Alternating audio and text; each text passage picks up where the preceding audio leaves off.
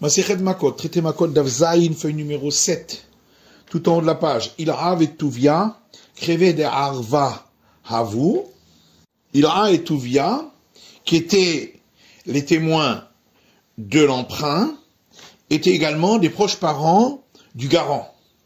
Ça va Rav Papa le mémar, Rav Papa a pensé dire, Gabelo veo malver hekeninhu, que par rapport à l'emprunteur et au prêteur, ils ne sont pas des proches parents, et que donc, leur témoignage est valable. Amale Ravuna Berel Raveshua le Rav Papa, Ravuna fils de Raveshua dit à Rav Papa, il était le lové, la beta arva hazin malvé, si l'emprunteur n'a pas de quoi payer, n'est-ce pas que le prêteur ira chez le garant pour se faire rembourser? Donc forcément, ils sont considérés comme des proches parents d'une des parties. Et leur témoignage n'est pas valable. Matitine, Mishnah suivante. Mishenigmar Dino ou Barach. Si quelqu'un a reçu un verdict à son procès, et il s'est enfui, ou Balif Neoto Beddin, puis il est revenu à ce tribunal rabbinique, En Sotrin et Dino. On recommence pas son procès. Comme chez Amdou Shnaim, Viamrou, Meridi Manu Beish Ploni, chez Nigmar Dino Beddin Shel Ploni. Dans tous les cas où deux personnes viendraient devant un tribunal rabbinique et diraient, nous témoignons concernant un tel, que son verdict a été donné dans tel tribunal rabbinique, ou ploni à Edav, et un tel étaient les témoins qui ont témoigné contre lui, Hareze Yehareg, il sera tué s'il avait été condamné à mort. Sanhedrin Noeged Be'aretz ou Bechutza La'aretz. Le Sanhédrin, qui juge des affaires de peine de mort, accourt et en Israël et en dehors d'Israël. Sanhedrin Oreget Echad Beshavua Nikret Rovlanit. Un Sanhédrin qui exécute une condamnation à mort, ne fût-ce qu'une fois en un cycle de 7 années, est considéré comme un Sanhédrin violent. Rabbi Eliezer ben Azaria Omer, Rabbi Eliezer ben Azaria dit, Achad le Shivrim Shana, même une fois en 70 ans.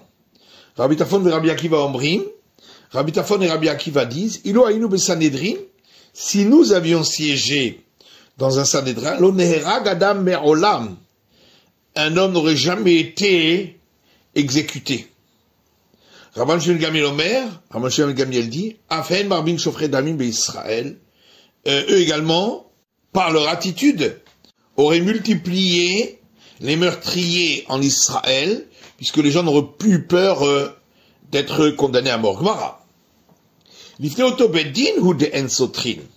De la Mishnah, on peut déduire que c'est seulement devant ce tribunal rabbinique qu'on ne recommencera pas le procès. Alifne beddin acher.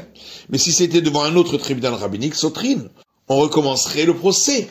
Hatali sefa. Et pourtant, la suite de la Mishnah nous enseigne, comme chez Amdou Shnaim Viomrou, que dans tous les cas où deux témoins viendraient témoigner en disant Meridimanu atish ploni, nous témoignons sur un tel chez Nigmar Dino Bebeddin ploni, que son verdict a été donné à tel tribunal rabbinique, qu'il est condamné à mort, ou ploni à Edav, et un tel étaient les témoins qui ont témoigné contre lui, Arizé Neherag, on le tue, sans même recommencer le procès.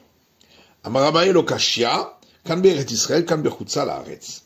Abaye dit, c'est pas une contradiction.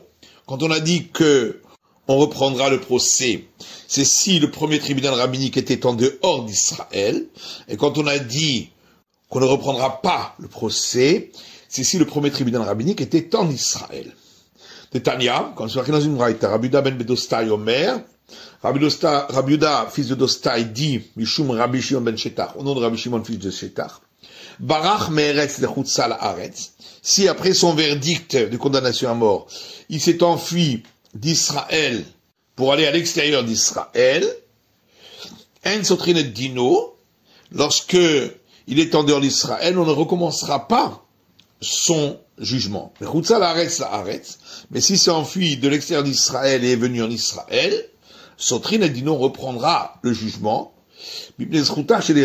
parce que peut-être que le mérite de la terre d'Israël pourrait changer le verdict.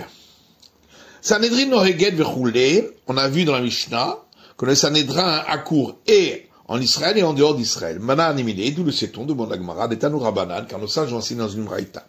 Il est écrit dans le verset, Vayu elle lachem lechukat mishpat le dorotechem, et ces règles-là seront pour vous des règles de justice pour vos générations. La Manou le Sanhédrin shenoget baaretz ubechutz haaretz. De là, on apprend que le Sanhédrin qui juge des condamnations à mort accourt et en Israël et en dehors d'Israël. Pour ça, c'est marqué pour vos générations. Mais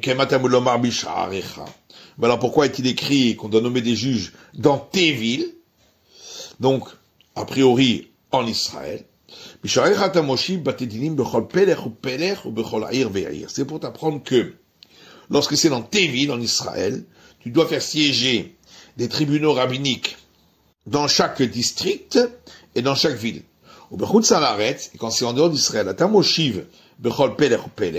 tu devras les faire siéger dans chaque district, mais tu n'as pas besoin de les faire siéger dans chaque ville. Sanhedrin haoreget vechule, on a vu dans la Mishnah que un Sanhédrin qui appliquerait la peine de mort une fois tous les 7 ans est appelé un Sanhédrin violent. Et Rabbi Eliezer ben Azariah a dit une fois tous les 70 ans. On s'est posé la question. Est-ce que, si c'est une fois tous les 70 ans, elle est appelée un Sanhédrin violent? Ou bien on va dire que ça c'est habituel, mais si c'est plus qu'une fois tous les 70 ans, c'est considéré comme un Sanhédrin violent. Tekou, on est resté sur la question. Rabbi Tarfon et Rabbi Akiva omrim ilo ainu vechule. On a vu que Rabbi Tarfon et Rabbi Akiva disaient, si nous avions siégé dans le Sanhédrin, personne n'aurait été exécuté.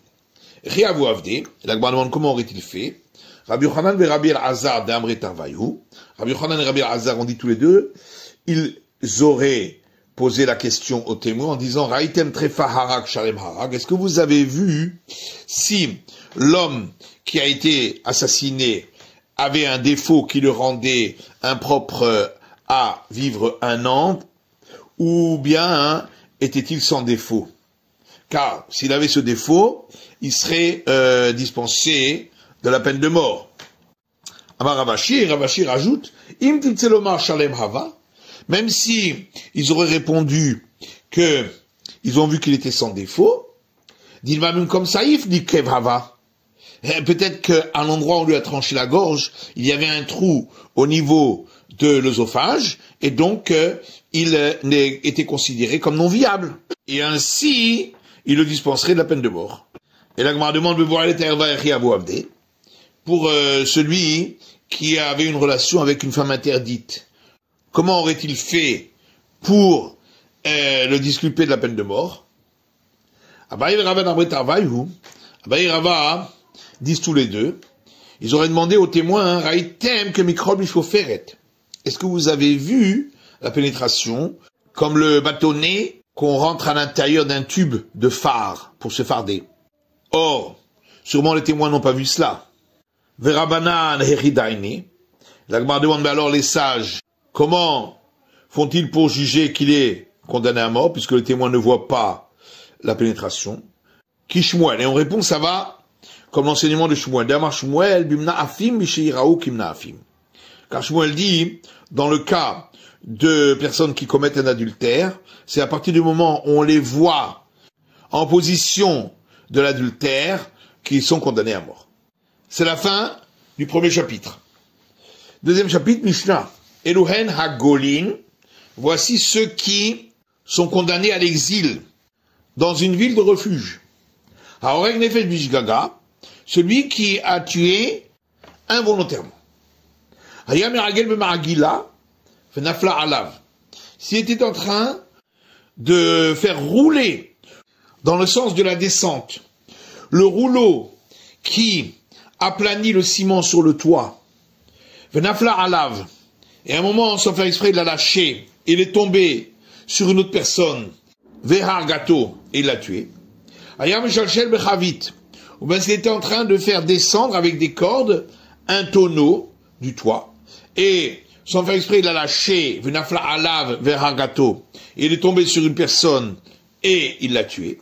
Haya Yored Besoulam, ou s'il était en train de descendre sur une échelle, Benafal Alav, et, sans faire exprès, il a glissé, il est tombé sur une autre personne, vers un gâteau, il l'a tué, Arézé Golé. Dans ces cas-là, il sera exilé dans une ville de refuge. Avalemaya Moshe Maragila. Par contre, s'il était en train de rouler le rouleau en le remontant sur la pente, Benafal Alav vers un gâteau, et sans faire exprès, il l'a lâché, il est tombé sur une autre personne et il l'a tué. Ayadolé Bechavit, ou s'il était en train de remonter le tonneau par des cordes, et la corde s'est coupée et le tonneau est tombé sur une personne et l'a tué. Ayadolé Besoulam, ou s'il était en train de monter sur une échelle,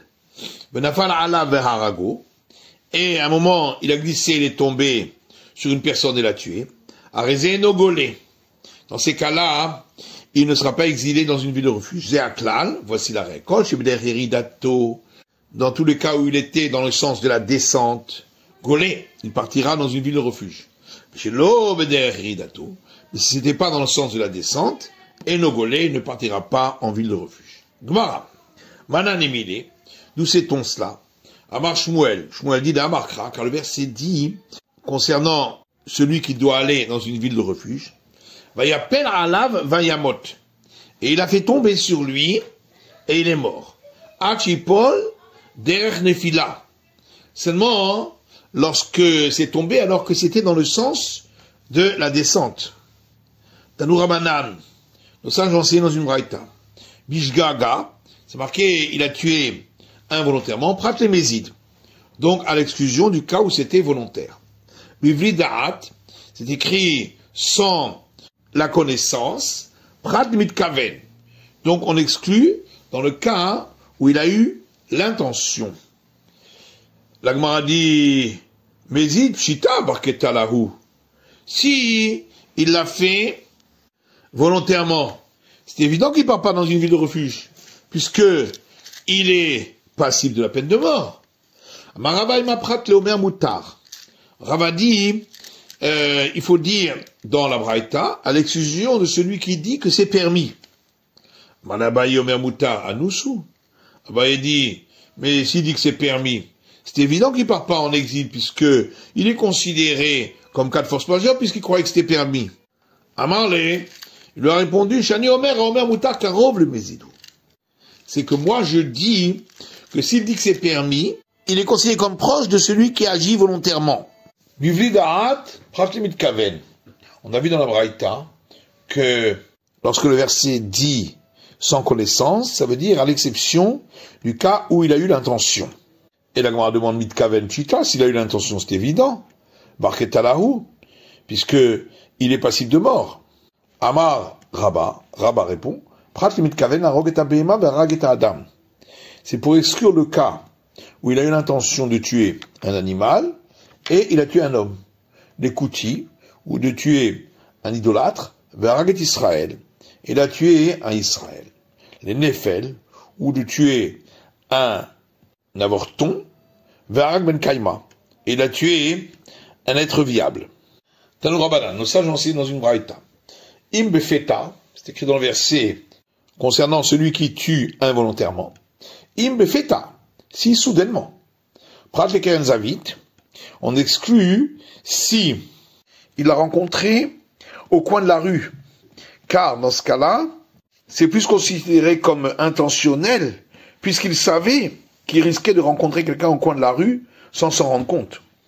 Le verset poursuit en disant Belo Eva, sans haine. Prat les sonné, donc à l'exclusion de celui qui le haït.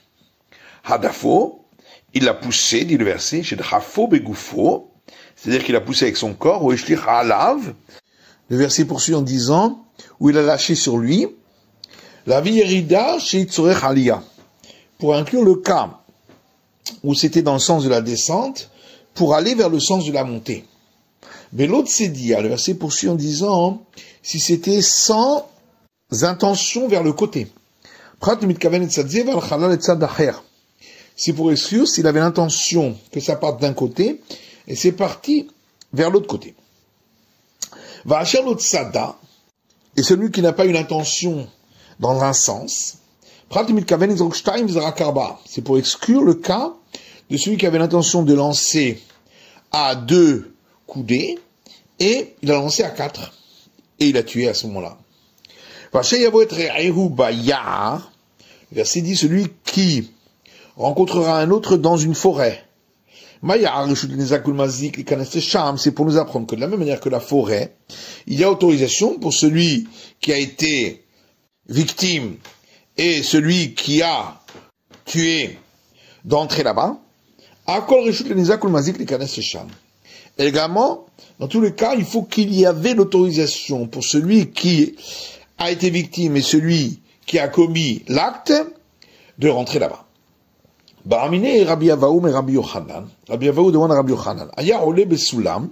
S'il était en train de monter sur une échelle, v'nishmat shliva mitartav, v'nafla v'harga. Et la barre sur laquelle il avait posé le pied s'est détachée par en dessous et est tombée et a tué une personne. Mahou, qu'est-ce qu'il en est? Est-ce que dans ce cas-là, on considère que il était en train de monter, donc il est dispensé d'aller dans une ville de refuge, ou bien on considère que le pied est en train de descendre sur la marche, et donc ça s'appelle dans le sens de la descente, et donc il doit aller en ville de refuge. Il lui a dit, ici tu as touché le point de la descente qui est vers le sens de la montée, et donc il est passible d'aller dans une ville de refuge. Et Tivé, il lui a objecté à partir de notre Mishnah, qui a dit Zehaklal, voici la récolte, Shebderidato Golé.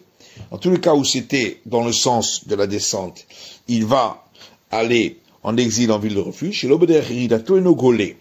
Et si c'était pas dans le sens de la descente, il ne va pas en exil dans la ville de refuge.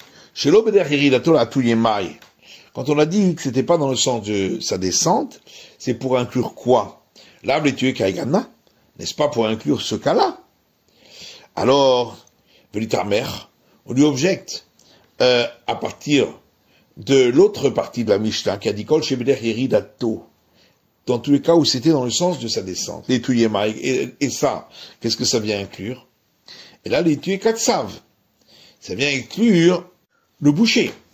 Achanami les tué katsav. Ici aussi, ça vient inclure le boucher, mais pas notre cas à nous.